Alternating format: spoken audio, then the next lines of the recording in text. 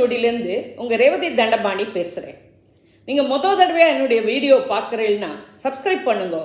அப்போ தான் நான் போடுற வீடியோஸ் உங்களுக்கு உடனே கிடைக்கும். அன்பார்ந்த சிம்ம ராசி, சிம்ம லக்ன, மகம் பூரம், உத்திரம் 1ஆம் பாத நட்சத்திர நேயர்களே, உங்களுக்கான ஜூலை 2024 மாத ராசி பலன்கள். உங்கள் ராசிநாதன் சூரியன் மாத முதற் பகுதியில் 11ஆம் இடமான மிதுனத்திலும் மாத பிற்பகுதியில் 12ஆம் இடமான கடகத்திலும் சஞ்சரிக்கிறார். எனவே ஓரளவுக்கு மனதளவில் நன்றாக இருப்பீர்கள். ஆனால் ராசிநாதன் விரயஸ்தானத்தில் மாத பிற்பகுதியில் இருப்பதால் விரயங்கள், அலைச்சல்கள் இருக்கும், தவிர்க்கவும் முடியாது. அரசியல்வாதிகளுக்கும் அரசாங்க காரியங்களுக்கும் ஓரளவு சாதகமாக இருக்கும். 2-11 கூடிய புதன் 12ஆம் இடமான கடகத்தில் சஞ்சரிக்கிறார். மாணவர்கள் கல்வி கேள்விகளில் சிறந்து விளங்க கடின முயற்சி எடுக்க வேண்டும்.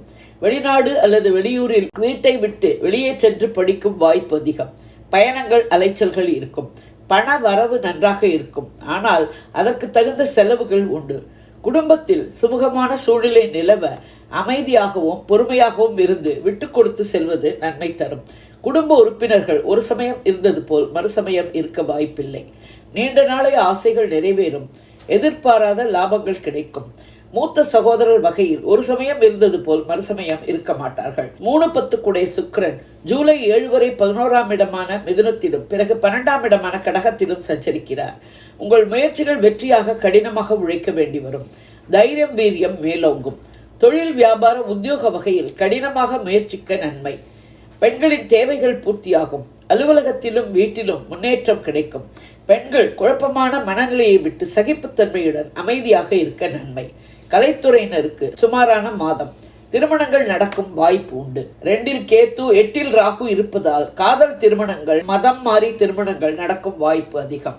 4-9 கூடிய செவ்வாய் 10ஆம் இடமான ரிஷபத்திற்கு ஜூலை 13 அன்று வருகிறார். 9-10 2 இடங்களிலும் சஞ்சரிக்கும் செவ்வாய் குருவுடன் இணைவதால் புதிய வேலைக்காக முயற்சிப்பவர்களுக்கு வேலை கிடைக்கும் வாய்ப்பு அதிகம். சுக சௌகரியங்கள் நன்றாக இருக்கும். வீடு, மனை, வாகன வசதிகள் மேம்படும்.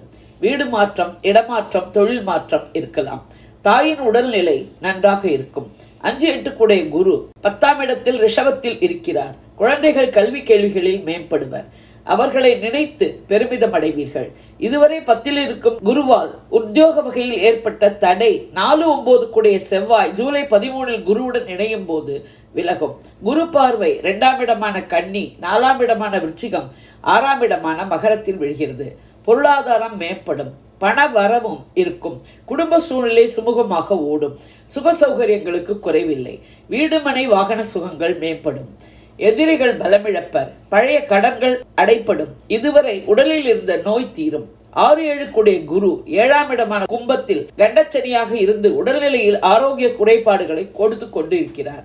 கணவன் மனைவி உறவிலும் மன ஒற்றுமை இல்லாத அமைப்பு சனி வக்கரமாக இருப்பதால் ஏற்படுகிறது. பொறுமையுடன் ஈகோ இல்லாமல் தம்பதிகள் ஒவ்வொன்றையும் டீல் செய்ய உங்களுக்கு நன்மை.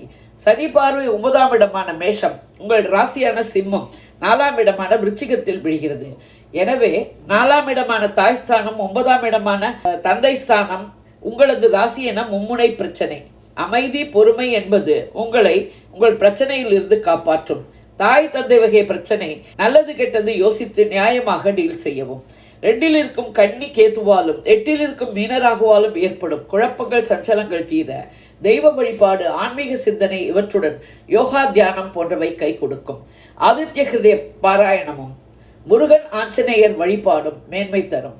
சந்திராஷ்டம தினங்கள் ஜூலை 26, 27. சந்திராஷ்டம தினங்களில் உஷாராக இருக்கவும், பயணங்கள், புதிய முயற்சிகளை தவிர்க்கவும், வண்டி வாகனங்கள் ஓட்டும் போது கவனமாக இருக்கவும், வம்பு வழக்குகளை தவிர்க்கவும். இது ஒரு பொது பலன். வாக்கிய பஞ்சாங்கப்படி சொல்லப்பட்டுள்ளது. உங்கள் பிறந்த ஜாதகம், தசை, நடப்பு புக்திப்படி பலன்கள் வேறுபடலாம். நீங்கள் இதே லக்னமானால் இந்த ராசிக்கான பலனையே எடுத்துக்கொள்ளலாம். வேறு லக்னமானால் உங்கள் லக்னம் விழும் ராசியின் பலனை எடுத்து ஒப்பிட்டு கொள்ளவும். நான் கொடுத்த இந்த வீடியோ உங்களுக்கு பிடிச்சிருக்கும்னு நினைக்கிறேன்.